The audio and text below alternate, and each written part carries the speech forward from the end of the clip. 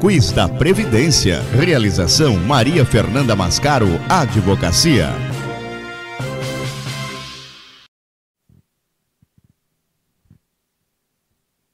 Quiz da Previdência com a doutora Fernanda Mascaro. Hoje nós vamos falar de auxílio reclusão. É isso mesmo, doutora? Boa tarde. Boa tarde, Solange. Boa tarde a todos que nos acompanham. É isso mesmo, Solange.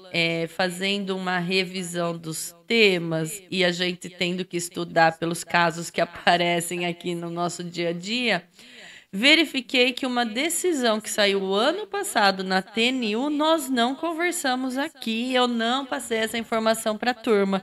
Falei, como assim? É que é tanto tema, né? Tanta novidade a toda hora que alguma coisa sempre escapa. Mas escapando, a gente volta lá e vem aqui informar para todo mundo. Mas eu queria, em primeiro lugar, como faz tempo que a gente não fala desse tema aqui, né? Eu queria que a doutora falasse um pouquinho o que é auxílio reclusão. O auxílio reclusão é um benefício previsto na Lei 8.213, mais especificamente no artigo 80. Ele é devido para os dependentes da pessoa reclusa, tá? Não é para o preso, é para a família, tá? Nas mesmas condições de pensão por morte, porque é aos dependentes, tá? Lá na lei fala que os dependentes dos segurados da Previdência têm direito a alguns benefícios, como a pensão por morte e o auxílio reclusão. Então não é para a família toda. Não. Se não tiver dependente, se for só marido e mulher, não. Marido e mulher, a lei presumidamente já considera como dependente. Filhos e cônjuges presumidamente são dependentes, tá? A mãe é só se o filho era solteiro, mas daí você tem que provar dessa dependência econômica, tá? E a lei fala para o auxílio reclusão para apenas aos dependentes do segurado de baixa renda.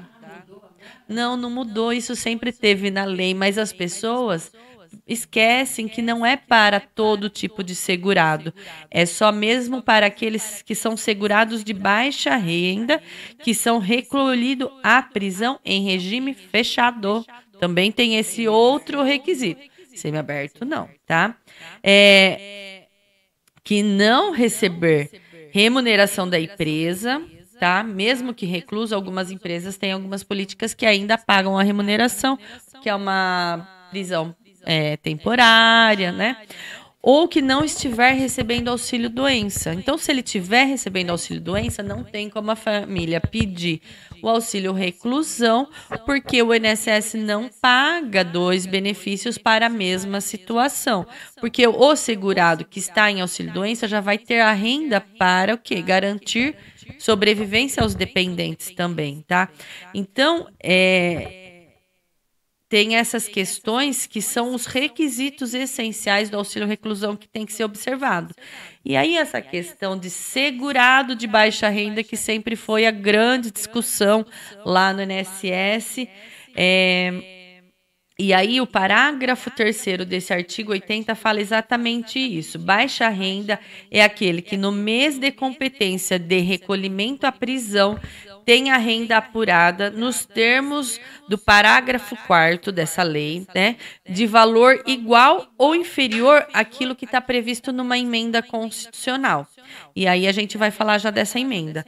Aí, esse parágrafo 4º também do artigo 80 fala que o quê? Que para o enquadramento de segurado de baixa renda, eles fazem a média dos salários de contribuição apurados no período de 12 meses anteriores ao mês do recolhimento à prisão.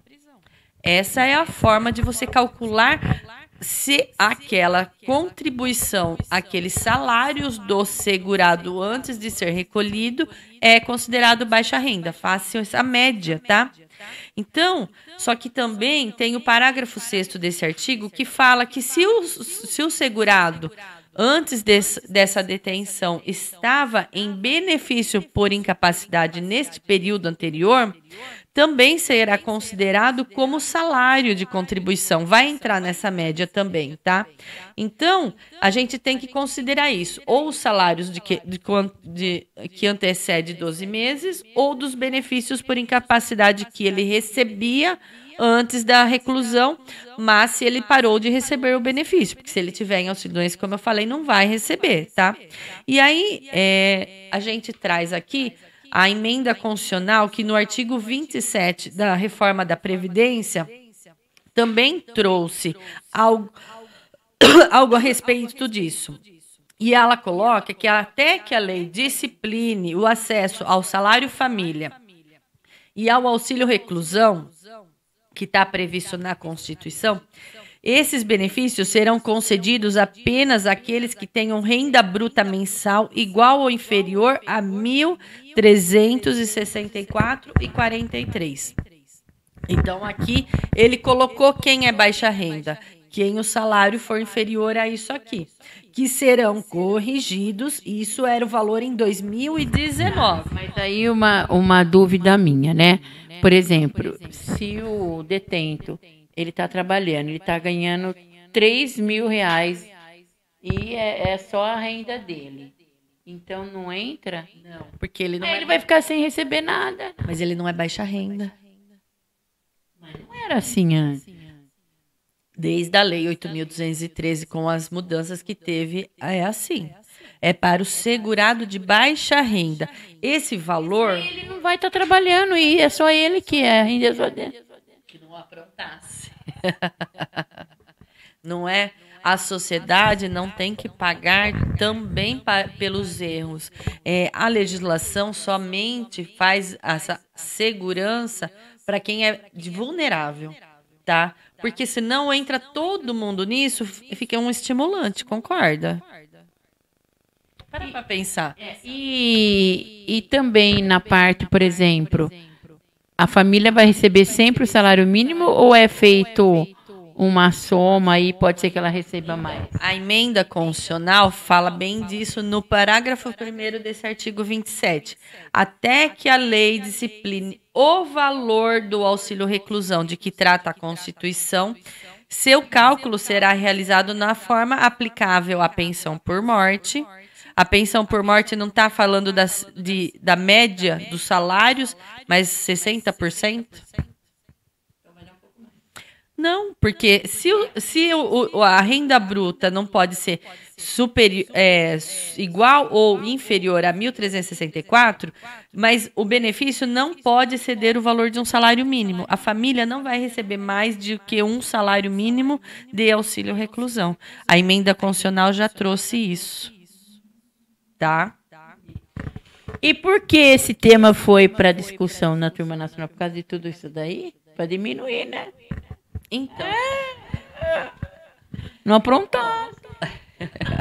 Assim, olha a tese que foi firmada a respeito nesse julgamento. A partir da vigência da medida provisória 871 de 2019, que foi convertida na Lei 13.846 de 2019, a aferição da renda para enquadramento do segurado como baixa renda, visando a concessão do auxílio reclusão, dá-se pelas médias dos salários de contribuição apurados no período 12 meses anteriores ao mês do recolhimento à prisão, computando-se no divisor apenas o número de salários de contribuição efetivamente existentes no período. Por exemplo, se no período anterior de 12 meses ele só trabalhou 6 meses, não vai pegar aquele salário e dividir por 12, vai dividir por 6. Vai ficar pouco. Não vai ficar tão pouco. É para não ficar tão pouco que a turma veio fazer esse julgamento, tá? Por quê? Porque é só para os segurados de baixa renda. Como tinha essa lacuna, quem é baixa renda? Essa média das 12 contribuições anteriores, mas daí não sabia se dividia por 12, ou só se dividia pelos meses trabalhados, foi objeto desse julgamento no tema 310 na Turma Nacional de Uniformização. para saber qual seria o divisor aplicável para a realização desse cálculo. Se o montante de 12 meses ou se apenas para os números correspondente à quantidade de salários de contribuições efetivamente existentes no período. Então, se em 12 meses ele trabalhou 8, vai fazer a média de 8, dividir por 8, não vai dividir por 12. Porque se dividir por 12, aí a pessoa que trabalhou só 6 meses, por mais que ganhe 3 mil, fica de baixa renda. Você já pensou? Entendeu? Você consegue colocar muito mais gente no baixa renda. E não é para colocar mais gente na baixa renda. Porque se colocou essa renda bruta num valor pequeno, é para que seja somente quem seja realmente de baixa renda. Entendeu? Entendi, né, doutora? Né? E a doutora, né, entende de importância essa decisão aí? Eu acho, né? Eu no meio da entrevista, eu já falei, né? Que não é para estimular as pessoas a aprontar.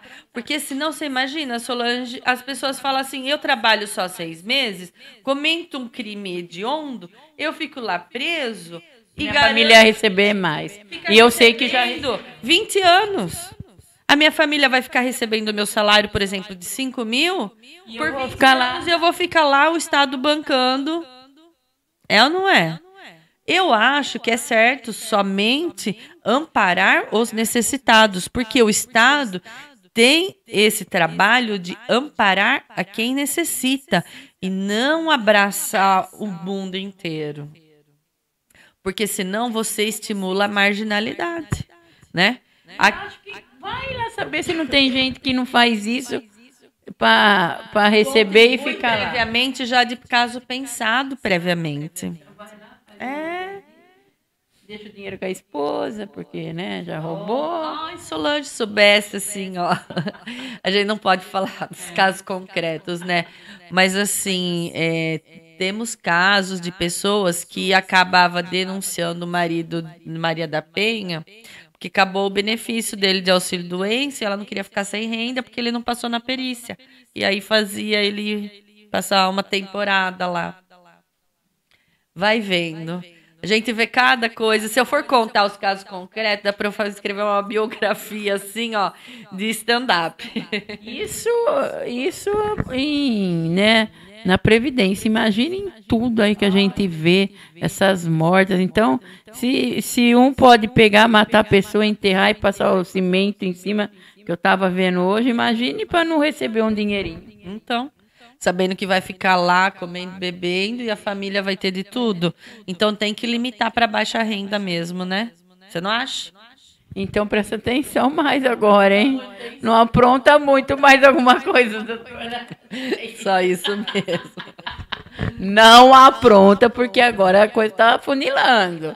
O governo está funilando aí, então vamos prestar mais atenção. Doutora, obrigada, tá? Semana que vem nós estamos novamente no Quiz da Previdência com a nossa querida doutora Fernanda Mascaro. Quiz da Previdência. Realização Maria Fernanda Mascaro, Advocacia.